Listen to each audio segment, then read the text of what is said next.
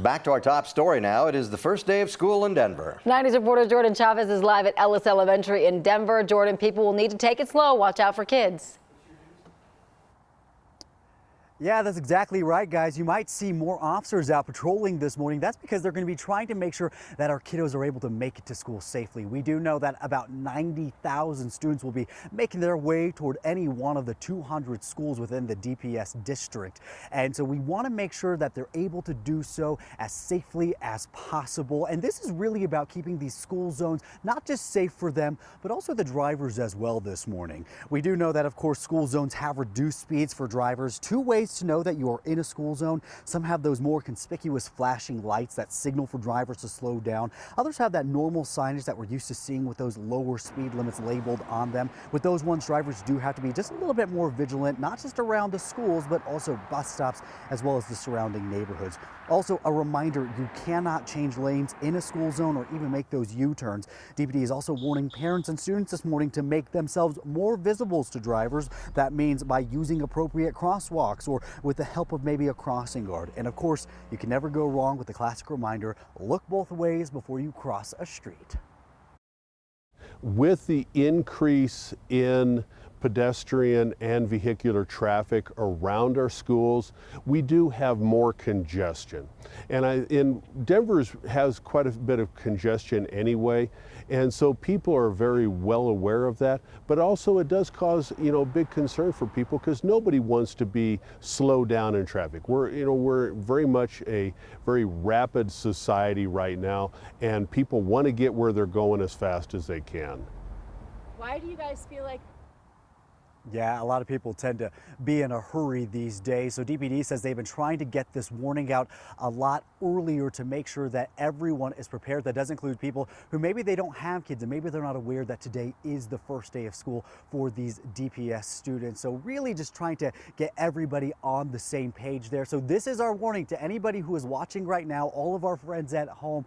Today is not the day to be late to work. If you are late, do not rely on speeding, especially if your commute involves driving through a school zone, guys. We're just warning you right now. Yeah. Yes, it's a great reminder. I mean, a lot of kiddos are going to be out today. Last major school district going back. So. It is, yeah. Streets will be full of kids, and you just got to take it easy. Jordan, is that your lawn chair behind you? Are you just resting in that between the live shots? Nice little red bench. I think I might be moving in here pretty soon, guys. Like I said, I think I'm a little bit more excited about school than most of these kids. School was my favorite time to come back, not for the classes, I admit, but because I got to see all my friends. I was a social kid. I don't think that surprises anybody. I was the kid that got in trouble for talking all the time. But look, I'm making money for doing that now. I thought Jordan was going to say it's because of the outfits, his new outfit, school day outfit. There you go. And I think kids are looking forward to it. All right, Jordan, thank you.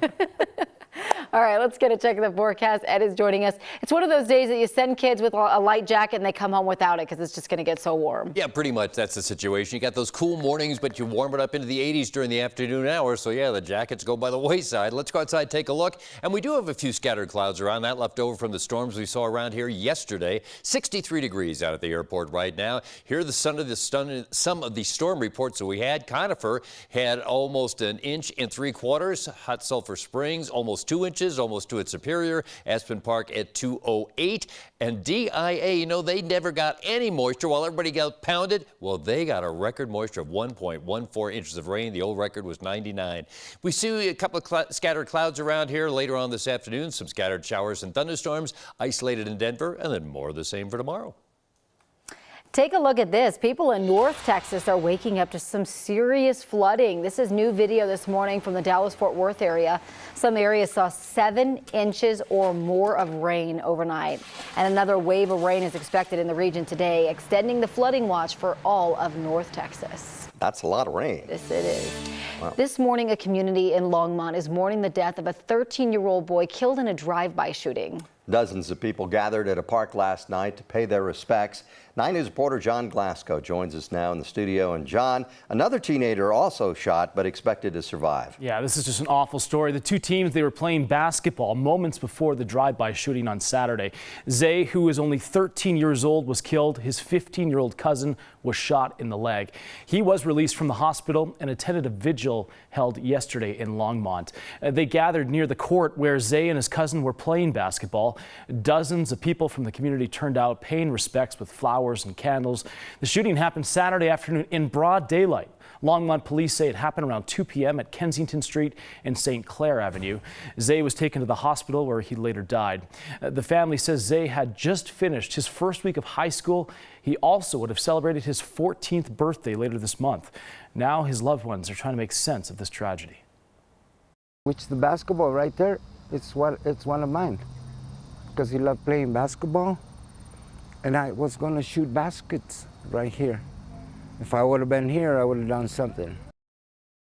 So Longmont police say they've arrested 19-year-old Yahir Solis from Lafayette. He's facing murder charges. Zay's parents say they do not know who he is. Gary? You're right. That is just a tragic story. Okay, thank you. The mom from Douglas County accused of plotting with supporters of QAnon to have her son kidnapped out of foster care is going to trial. Cynthia Abkug is accused of planning a raid to take back her son, who had been removed from her care in 2019. She has pleaded not guilty. QAnon is that conspiracy group that pushes the idea that a deep state is carrying out some plot against former President Donald Trump.